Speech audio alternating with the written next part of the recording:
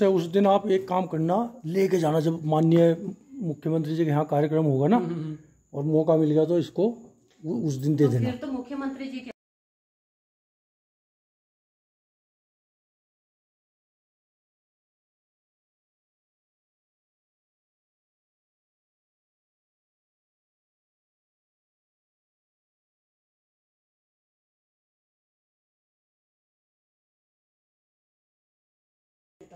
तो ये सारा भी बच्चों ने बनाया हुआ है। ये तो चलो शिक्षा से ही संबंधित है, ये बच्चों ने बनाया हुआ है। ये कैंडीलें देखो आप, बच्चों ने हर तरह की कैंडीलें बनाई हुई है। ये लास्ट ईयर का था, ये कैंडीलें बनाई हुई है लास्ट ईयर का व्यवसायिक प्रशिक्षण। और ये मार्केट में जा सकती हैं, बिक भी सकती हैं इनकी, अगर ये वाली है। ये जलेंगी तो एरोमेटिक। ये तो बहुत अच्छा बना रखा है वाला, देखो ये एरोमेटिक है। ये तो खुशबू के साथ में। ये हो गया। आप इधर आ जाइए। ये बैग किसी प्रोग्राम के चलते छूट गए थे, ज्यादा नहीं बन पाए। अभी मटेरियल हमको भी मटेरियल बैग में लेते हैं ना वहाँ पे। जूट बैग भी बच्चों ने बनाए हैं। अभी कुछ और मटेरियल पड़ा हुआ, वो भी। ये किस मटेरियल से बनाए?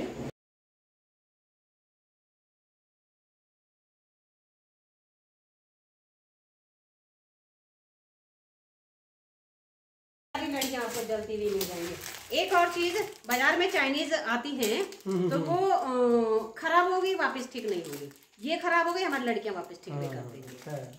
ये भी सारा काम लड़कियों ने किया है ना। इधर हमारे ये टेडी बियर वगैरह है, ये बच्चों ने बनाए हुए हैं। बहुत बढ़िया, हाथ से बना रखे हैं। बिल्कुल हाथ से, हैंडमेड। जब भी दे दो बच्चों को टास्क, वो कर लेते हैं, पर थोड़ा आइडिया देना पड़ता है। कोई चीज पढ़ाई के साथ मटेरियल वगैरह है, अचार जैम चटनी बनाना, अब खाने को एक्सपायर हो गया था, वो डिस्ट्रॉय कर देते हैं कुछ चीजें लोग ना।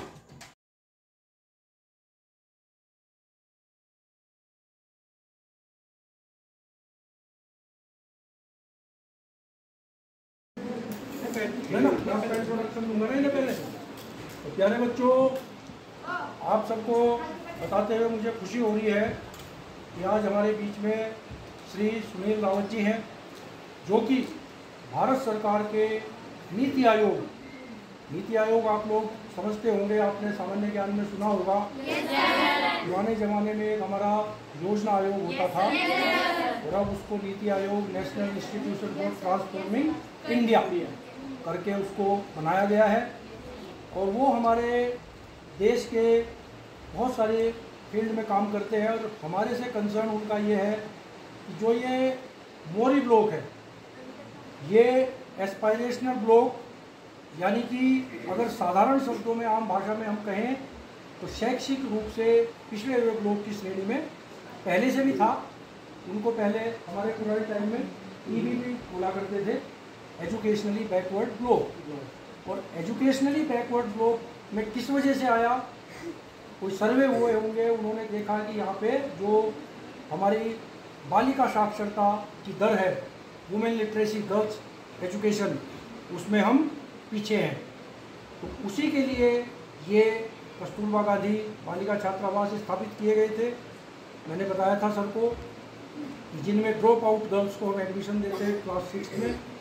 और अब नीति आयोग ने भी इस चीज़ का संज्ञान लिया है, और इस ब्लॉक को पिछड़ा हुआ पाया गया। एजुकेशन में 11 हमारे पैरामीटर्स हैं, जिसमें हम लोग की परफॉर्मेंस चेक होती है, और नीति आयोग के रिप्रेजेंटेटिव के रूप में इस ब्लॉक के जो भी नीति आयोग के कार्यक्रम है, वो हमारे सुनील रावत जी के मार्गदर्शन में होते हैं। तो ये मेरी तरफ से थोड़ा सा इनका इंट्रोडक्शन था। बाकी जो इनका काम है, और क्या आप बच्चों के लिए क्या क्या चीज़, क्या मार्गदर्शन आप लोगों का हो सकता है, क्या मदद ये कर सकते हैं अपनी कैपेसिटी पे नीति आयोग के जुड़े होने की, तो मैं सुनील जी का इस छात्रावास में स्वागत करता हूं, और उम्मीद करता हूं कि हमारी बालिकाओं को आप अपने अनुभव से ज़रूर इनका मार्गदर्शन करेंगे। धन्यवाद सर, बहुत बहुत धन्यवाद आपका। मेरा नाम सुनील सिंह रावत है, और मैं भी लोकल हूँ यहाँ का। नेटवर्क गाँव आपने सुना होगा, जो नेटवर्क मूवी से आगे है 10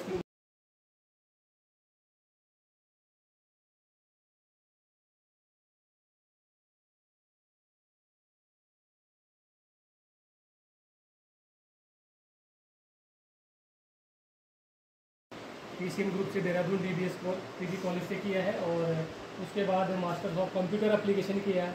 आपको पता है MCA कंप्यूटर्स के डिग्री की है और उसके बाद 10 साल IT में जॉब किया है कंप्यूटर फील्ड में और उसके बाद अपना नीति आयोग में सेलेक्ट हो रखा हूँ मैं। तो हमारा जो मेन मोटिव है, नीति आयोग का आप लोगों ने नाम सुना होगा, किसी को पता है नीति आयोग का मतलब क्या होता है?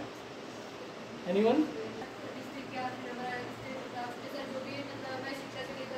इंस्टीट्यूट ऑफ ट्रांसफॉर्मिंग इंडिया, मतलब एक ऐसा इंस्टीट्यूशन है, जैसा हमारा ये मानो एक इंस्टीट्यूशन है जहाँ पे मतलब पूरे ना कि सिर्फ बट इन ओवरऑल कंट्री, पूरे देश में किस डिस्ट्रिक्ट में, अब हमारा जो कंट्री है वो कैसे बना है, स्टेट से मिला है तक, मतलब ब्लॉक का मतलब होता है गांव, जो किस ब्लॉक में क्या काम होना है, कैसे हम इम्प्रूवमेंट करें, मतलब कैसी सरकारी योजनाओं को अच्छे से आम जनता तक पहुंचाएं, इस सब का जो मैनेजमेंट होता है, थिंक टैंक बोलते हैं इसको। थिंक टैंक मीन्स, हाँ, थिंक टैंक मतलब जहाँ पे योजनाएं बनती हैं कि हम कहाँ पे किस डिस्ट्रिक्ट में कौन सी योजनाएं चलाएं, किस डिस्ट्रिक्ट में क्या रिक्वायरमेंट है, किस स्टेट में क्या रिक्वायरमेंट है, उसके हिसाब से जो भी योजनाएं बनती हैं वो एक नीति आयोग एक इंस्टीट्यूशनल है, जिसके जो अध्यक्ष होते हैं वो होते हैं 500 ब्लॉक्स है, 2000 nominated as a aspirational block. Aspirational का मतलब होता है आकांक्षी। आकांक्षा का मतलब आप बता सकते हो आकांक्षा का मतलब क्या होता है? जैसे एक है जो क्या है आकांक्षी है, मतलब यहाँ बहुत सी चीज़ ऐसी है जो हमें क्या करनी है, इम्प्रूव करनी है। इम्प्रूव करनी है, आज नहीं होगी तो एक दिन जरूर होगी, लेकिन हमें उसके लिए क्या करना, प्रयास करना है। प्रयास मतलब विभाग लेवल से होगा, एक आम नागरिक है, आप भी अपने आप में एक आम नागरिक हो और आप भी देश को डेवलप करने में, अपने जिले को, अपने विकास खंड को, अपने गांव को डेवलप करने में एक अहम भूमिका निभाते हो, ठीक है ना। तो जो ये 500 ब्लॉक है पूरे भारत में, उसमें से एक हमारा हंगोरी विकास खंड है। तो एस्पिरेशनल इसको इसलिए बोला गया है क्योंकि यहाँ की जो भौगोलिक परिस्थिति इंटीरियर इलाका है, आपको पता है कि यहाँ रोड ट्रांसपोर्ट है या रोड कनेक्टिविटी, मतलब काफ़ी सारी सुविधाओं से मतलब वंचित है, जो कि अभी आप जैसे आप प्लेन वाले ब्लॉक देखते होंगे, आप हरिद्वार जाके देख लो, उधम सिंह नगर हो गया, देहरादून ही जाके देख लो, तो एडवांस है ना उनसे। क्यों एडवांस है? क्योंकि वहाँ पे प्रॉपर फैसिलिटीज है, हर चीज़ की फैसिलिटीज है, वहाँ पे एजुकेशन है, लाइट है, पानी, सब कुछ है ना। यहाँ जो फैसिलिटी उनको मिल रही है वो हमको भी मिले, यहाँ पे वो हमको भी मिले। तो इसके लिए क्या कर रही है गवर्नमेंट, अपनी तरफ से तो ट्राई कर रही है, बहुत सारी योजनाएं गवर्नमेंट चला रही है। अब जैसे इसमें क्या करना है, जितने भी कर्मचारी पहले से काम, मेरे को मैडम ये इंग्लिश सीखने में पूरे 6 साल लगे। 6 साल कम नहीं होते, 3 साल ग्रेजुएशन, 3 साल MCA, क्योंकि हमारी जो बैकग्राउंड है तो